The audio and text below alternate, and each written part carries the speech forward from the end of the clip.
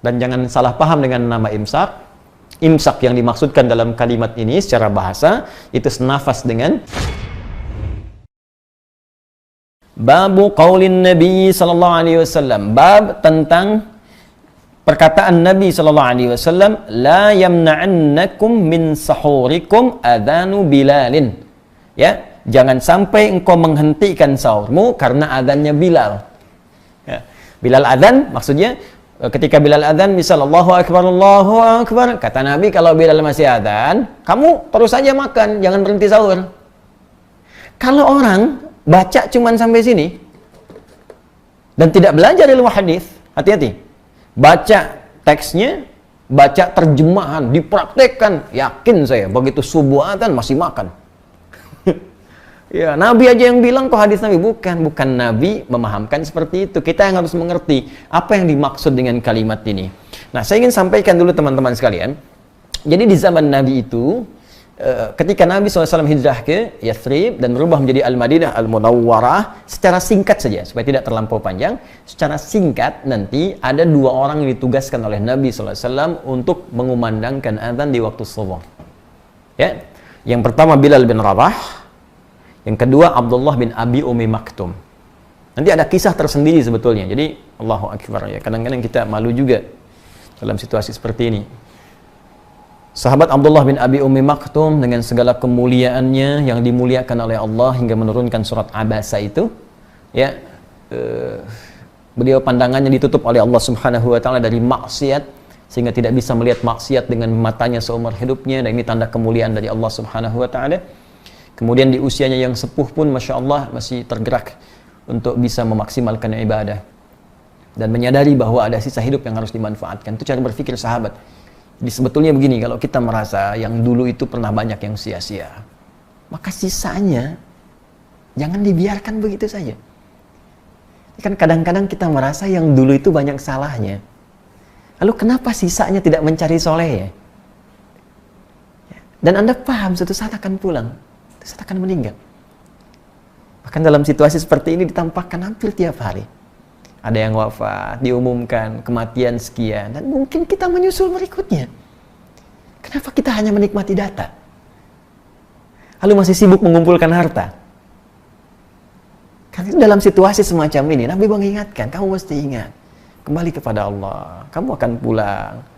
Coba lihat apa yang akan dihisab. Ingat-ingat baik-baik. Itu yang dibawa dalam pemikiran para sahabat, sehingga dalam situasi itu Abdullah bin Abi Ummi Maktum berusaha meningkatkan amalnya kepada Allah Subhanahu wa taala sehingga beliau dikenal sebagai ahli masjid. Ya, datang ke masjid walau mata tak bisa melihat, ya, tapi berusaha mencari jalan terbaik sampai ke masjid dengan suasana masjidnya, tiangnya masih dari pelepah-pelepah kurma, atasnya daun-daun kurma, bahkan sebelumnya tak ada atap. Di kalau panas kepanasan, kalau hujan ya pasti basah, gitu kan? Nanti kita akan masuk saat masuk tanda Lailatul Qadar, ya, dan salah satu hadis menyampaikan Nabi di atasnya ada semacam kotoran yang melumpur, ya. Nah, itu tandanya malamnya hujan. Jadi ini menunjukkan kalau hujan ya salat mereka dalam keadaan juga basah, kalau panas ya kepanasan. Singkatnya, beliau senang ke masjid tapi punya keterbatasan untuk subuh. Ya, jadi kalau maghrib bisa i'tikaf ke isya, zuhur bisa ke asar, tapi subuh agak sulit.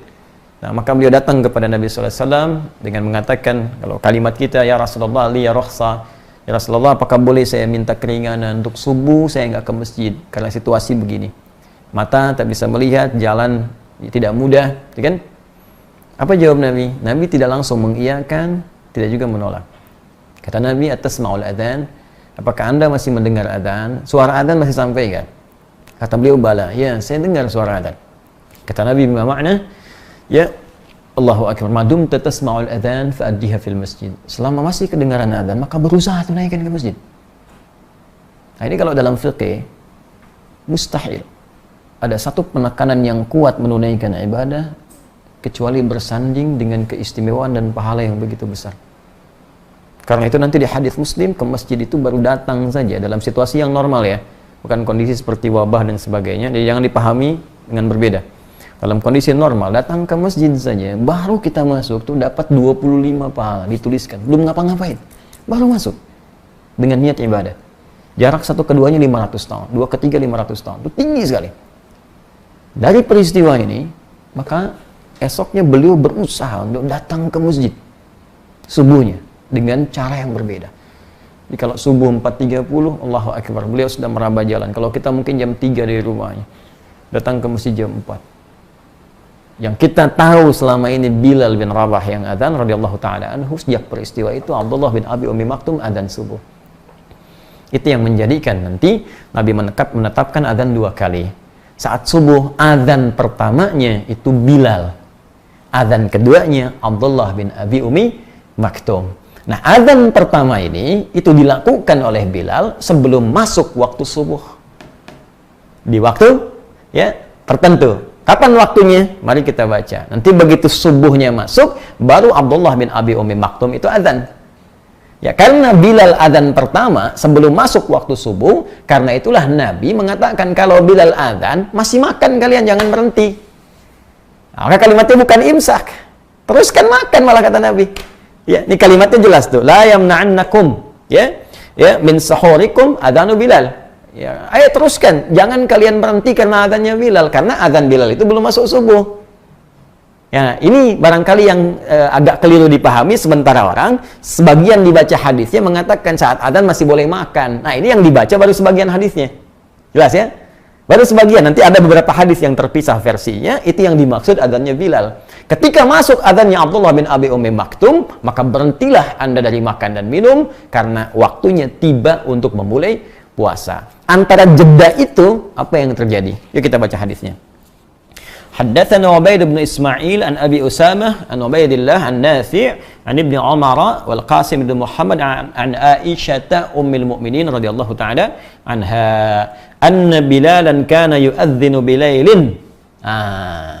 Hadisnya tersambung pada ibunda kita semua, Sayyidah Aisyah ummul mukminin, semoga Allah memuliakan beliau, memuliakan segala keutamaannya, menyayangi beliau dan senantiasa pasti disayangi dengan Nabi sallallahu alaihi wasallam beserta seluruh istri-istri beliau tercinta, ibunda kita semua.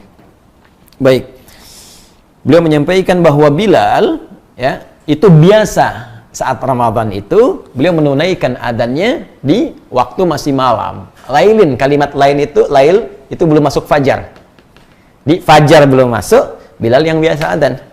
Ya, faqala Rasulullah sallallahu alaihi wasallam, maka Rasulullah sallallahu alaihi wasallam bersabda, "Kulu washrabu hatta yu'adzina Ibnu Ummi Maktum, fa innahu la yu'adzinu hatta yatlu'al fajr." Fa innahu la yu'adzinu hatta yatlu'al fajr. Ya.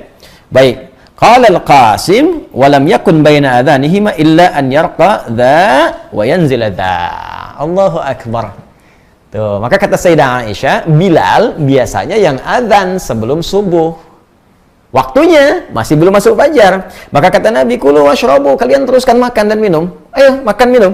Hatta yu'adzina ya Ibnu Ummi Maktum. Sehingga nanti sampai tiba adzannya sahabat Abdullah bin Abi Ummi Maktum. Ya, fa innahu la yu'adzinu hatta yatlu'al fajru. Karena tugasnya Abdullah bin Abi Ummi Maktum ini tidak adzan kecuali saat masuk waktu subuh. Ya, paham sampai sini? Nah, sekarang pertanyaan keduanya, berapa jaraknya dari Bilal adzan sampai ke Abdullah bin Abi Ummi Maktum adzan, dan apa yang dikerjakan di sela-sela ini? Ini yang menjadi sunnah kita untuk bisa kita ikuti. Ya, baik. Jadi kesimpulan pertama sebelum kita teruskan, ya, jadi dari adzan Bilal itu adzannya peringatan. Jadi bukan adzan subuh. Nah, ini nanti diabadikan sampai sekarang di Madinah. Sampai sekarang itu adzan subuh di Madinah 2 kali. Ya, jadi ada adzan pertama, adzan kedua. Adzan pertamanya peringatan bahwa subuh akan tiba. Jadi kalau Anda baru pertama umrah, nyampe ke Madinah atau haji, ya pertama ke Madinah dulu, dengar adzan pertama, jangan langsung sholat subuh. Jangan terlampau soleh, bisa salah nanti. Ya, baik. Jadi itu bukan adzan subuh, itu adzan pertama peringatan untuk menunjukkan sebentar lagi subuh tiba. Cepat bangun, cepat siap-siap. Masjid Nabi beda dengan masjid biasa. Ada 10.000 keutamaan di situ. Sekali sholat 10.000, ya kan? Masjidil Haram 100.000, Masjidil Aqsa 1.000. Jelas? Nah, sekarang jadi kita pahami dulu adzan pertama peringatan. Jadi kalau kita ingin ingatkan boleh, kalau ingin ikut sunnah Nabi bisa. Adzan misalnya Allahu Akbar, tapi sampaikan dulu pada masyarakat. Jangan ujug-ujug adzan sunnah Nabi baru Anda yang belajar, masyarakat belum tahu. Begitu jam 4 sudah adzan di komplek. Allahu Akbar, Allahu Akbar. Di demo Anda ke masjid sama ibu-ibu. Woi, belum. Gitu kan? Jadi mohon maaf, pelajari dulu, sampaikan ke masyarakat. Jadi wasilah itu bisa berbeda. Ya bisa misalnya adzan, kalau tahu itu bisa dengan menginfokan Bapak Ibu sahur. Sunnah. Sebentar lagi akan tiba waktu subuh 15 menit lagi, ya kan? 20 menit lagi, sunnah. Diingatkan boleh jadi ada yang tak sadar. Jelas ya? Tapi jangan salah juga, imsak, belum. Kalau belum tiba subuh. Nah, antara yang pertama tadi dengan adzan subuh apa yang dikerjakan? Bab qadri kam baina as-sahuri wa salatil fajri. Ya, bab pembahasan tentang berapa ukuran antara sahur tadi yang adzannya Bilal ke adzan subuh. Ya. Haddatsana Muslim ibnu Ibrahim, haddatsana Hisham, haddatsana Qatadah an Anas an Zaid bin Thabit radhiyallahu taala anhu qala. Hadisnya dari sahabat mulia yang pernah diadopsi oleh Nabi sallallahu alaihi wasallam, ya, dan sangat mencintai Nabi pun mencintai beliau, pernah jadi tameng Nabi ketika dilempari saat ke Taif, dan sungguh mulia beliau, ya, sahabat Zaid bin Thabit radhiyallahu taala anhu. Qala, beliau menyampaikan informasi kepada kita, tasahharna ma'an Nabi sallallahu alaihi wasallam. Kami sahur bersama Nabi sallallahu alaihi wasallam. Ini langsung haditsul fi'li. Hadisnya berupa perbuatan. Kalau sudah perbuatan ini sudah selesai. Ya, artinya apa? Artinya ya ini jadi referensi yang sangat kuat. Ya, jadi sahabat yang langsung mengalami bersama Nabi, silsilah sanadnya sampai juga kepada Al-Imam Al-Bukhari dan kualifikasi ketat hadisnya sahih. Tsumma qama ila salati qultu. Ya, kemudian sampai kami salat. Jadi dari sahur bersama Nabi terus ya sampai waktu ke subuh, sampai mau salat. Kemudian beliau bertanya, "Kam kana bainal adzan ya was sahur?" Kemudian aku bertanya kepada Zaid bin Thabit. Jadi Anasnya bertanya kepada Zaid bin Thabit, "Kam kana bainal adzani was sahur?" Menurut pengalaman engkau saat engkau sahur bersama Nabi sampai ke adzan itu jaraknya berapa lama? Ya, kata Zaid bin Thabit, qala qadra 50 ayatan, sekitar bacaan 50 ayat Al-Qur'an dibaca dengan tartil. 50 ayat, teman-teman sekalian. Ya, An-Naba lebih sedikit lah, ya kan? Jadi kalau kita baca itu ya kurang lebih 15 menitan lah. Ya, 10-15 menit. Jadi kalau kita mau ambil kesimpulan ke sini, 15 menit sebelum waktu subuh tiba, kita bisa sampaikan ke masyarakat, sebentar lagi subuh tiba, waktu sahur berakhir, Bapak Ibu sekalian, harap segera menyempurnakan sahurnya, isi dengan istighfar dan persiapkan subuh menjelang tiba. Atau kalau mau pakai lebih sunnah lagi, baca Al-Quran, dibaca sampai subuh tiba. Makanya di Allahu Akbar, senang sekali di kampung-kampung daerah-daerah itu banyak sunnah Nabi dipraktekkan. Jadi tidak banyak teori, tidak banyak cakap, tapi sunnah dipraktekkan. Karena ulama kita dulu itu sebelum mengajar sudah punya sanad di hadisnya. Ya, mereka itu menyampaikan nggak kompleks kepada masyarakat, simpel aja. Jadi perintahnya itu lebih berupa perilaku. Ayo sebelum adzan ngaji dulu, ya kan? Nanti sebelum itu sampaikan dulu ke masyarakat begini. Itu sebetulnya sunnah. Mereka sudah khatam. Kalau kita lihat sanadnya pun ada. Jadi bukan ngaji kayak kita begini. Ya, mereka sudah hafal tuh. Sudah dibacakan depan syekh, mereka baca, dikasih ijazah. Sanadnya ada semua. Tapi untuk memudahkan ke masyarakat yang awam itu jangan diberikan banyak teori. Diberikan yang paling mudah. Diberi teori pusing mereka. Ya. Nah, jadi ini gambarannya. Jadi pertama, kita sudah mendapatkan informasi bahwa untuk puasa Ramadan itu tidak boleh sembarangan. Tidak bisa Anda hanya sekedar, mohon maaf, tahan lapar, tahan haus. Nanti masuk ke dalam satu hadis Nabi sallallahu alaihi wasallam, "Rubba shaimin laisa lahu min siyamihi ilal ju' wal 'atash." Tidak sedikit orang puasa tidak dapat apapun dari puasanya kecuali hanya rasa lapar dan haus saja. Mesti ada ketentuan yang kita pelajari, mesti ada aturan yang dipahami, ya. Kemudian yang kedua, dalam penunaian ini mesti jelas mengetahui waktunya dari mulai subuh sampai dengan ke maghrib kita puasa. Itu yang disebut secara bahasa dengan saum, siam ataupun imsak. Dan jangan salah paham dengan nama imsak. Imsak yang dimaksudkan dalam kalimat ini secara bahasa itu senafas dengan siam, senafas dengan saum, artinya puasa. Jadi kalau masuk waktu sebelum fajar tiba, itu masih waktunya boleh makan, ya boleh sahur, boleh minum, tapi kalau sudah fajar tiba, itu yang dimaksud dengan imsak. Jadi imsak dalam pengertian ini bukan 5 menit, 10 menit sebelum waktunya adzan tiba, tapi pas saat fajar tiba. Kecuali kalau yang Anda maksudkan imsak dalam pengertian istilah orang Indonesia, kan? Yang diminta misalnya yang dimaksud siap-siap gitu. Kecuali itu. Tapi kalau kedengaran orang Arab makin bingung lagi nanti. Ya.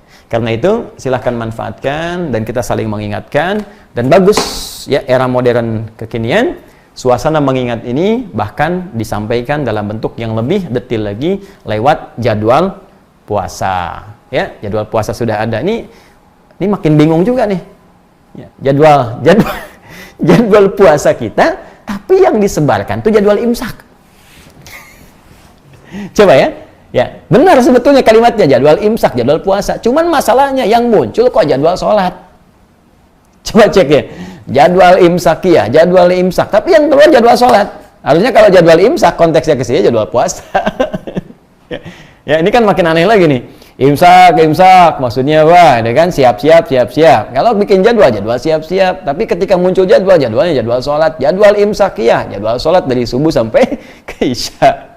Terus dalam praktek makin bingung lagi. Tapi kita coba berikan pemahamannya dan tidak perlu saling menyalahkan. Kita belajar untuk menjadi lebih baik.